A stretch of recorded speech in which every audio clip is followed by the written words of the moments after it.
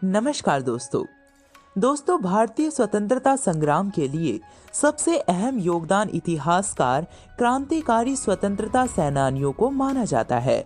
यह सत्य है कि बिना क्रांतिकारियों के आजादी संभव न थी। क्रांतिकारियों की उस फौज में एक ऐसे शख्स भी थे जिन्हें लोग नेताजी कहते थे और वह थे नेताजी सुभाष चंद्र बोस। तो आइए जानते हैं महान सेनानी सुभाष चंद्र बोस से जुड़ी कुछ दिलचस्प बातें।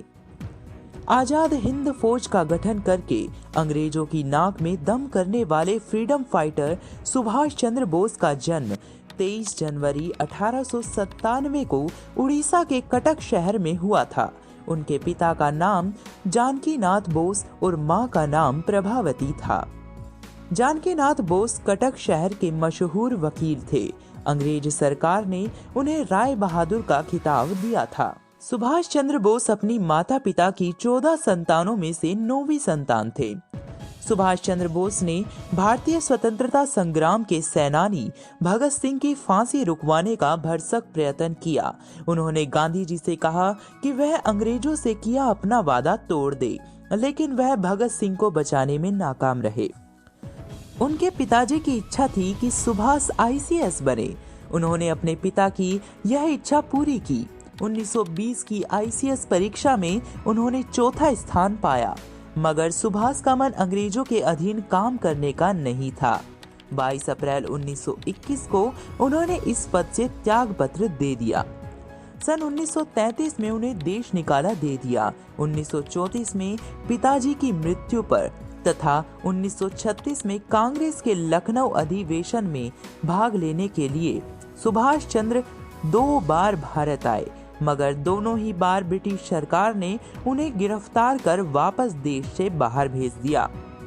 सबसे पहले गांधी जी को राष्ट्रपिता कहकर सुभाष चंद्र बोस ने ही संबोधित किया था।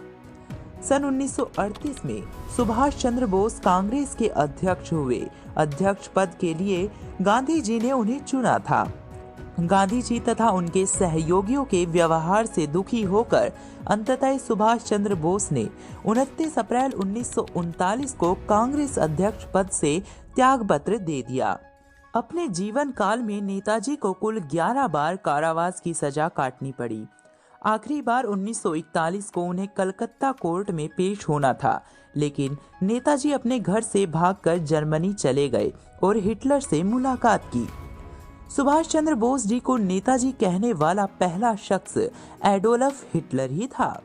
सुभाष चंद्र बोस 1934 में अपना इलाज करवाने ऑस्ट्रेलिया आए थे, जहां उनकी मुलाकात एक एमिली सेंकल नाम की टाइपिस्ट महिला से हुई। नेताजी इस महिला से अपनी किताब टाइप करवाने के लिए मिले थे। इसके बाद नेताजी ने 1942 में इस महिला से शादी कर ली। नेताजी ने दुनिया की पहली महिला फौज का गठन किया था।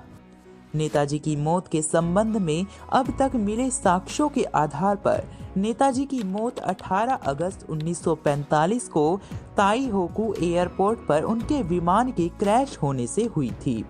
हालांकि इस बारे में पुख्ता जानकारी अभी तक आम लोगों के लिए जारी नहीं की गई है। नेताजी सुभाष चंद्र बोस को 1992 में मरणोपरांत भारत रत्न से सम्मानित किया गया, लेकिन ये बाद में वापस ले लिया गया। यह बात शायद बहुत कम ही लोग जानते होंगे कि नेताजी की अस्थियां जापान के रैंकोज मंदिर में एक पुजारी ने आज भी संभाल कर रखी हुई है।